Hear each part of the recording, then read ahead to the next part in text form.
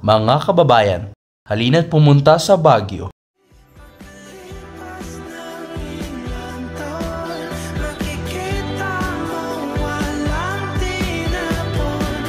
Ito ay tinaguriang summer capital ng Pilipinas na matatagpuan sa lalawigan ng Benguet, ang Baguio City. Ito ay tahanan din ng mga tropikal na kagubatan ng pine na nagpapahiram sa lungsod ng palayo na City of Pines, isang lungsod na may natatanging kultura at kasaysayan.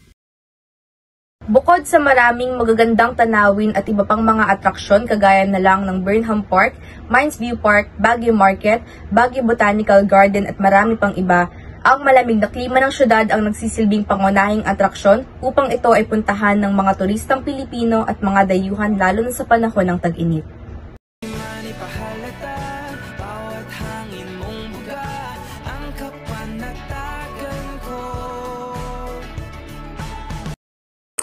Ngunit sa kabila nito, ito ay nahaharap ngayon sa isang hamon, ang pagdagsa ng napakaraming turista.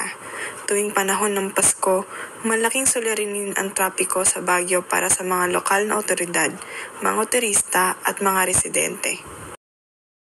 Isang pangunahing issue ang pamamahala sa basura. Ang Baguio City ay limitadong espasyo para sa waste management. At ang pagdami ng turista ay nagdudulot ng pagtaas ng volume ng basura. Noong 2023, naitala ang pagtaas ng solid waste generation ng lungsod mula 402 metric tons bawat araw hanggang 500 metric tons tuwing peak season.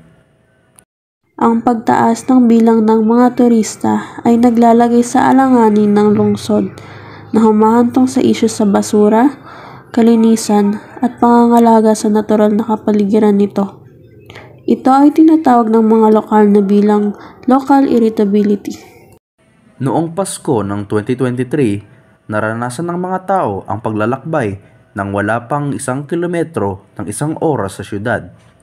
Nabawasan ang oras ng bisita para sa mga lugar na nais nilang puntahan at sa pagbili ng mga produkto o pagkain.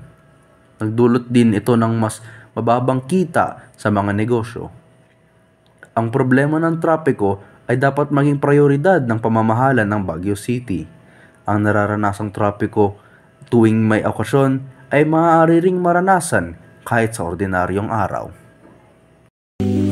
Ayon sa National Economic and Development Authority at ng Department of Environment and Natural Resources, hindi na sapat ang likas na yaman ng Baguio, tulad ng kagubatan, lupa at tubig para sa mga residente. Kung walang aksyon, posibleng tuluyang masira ang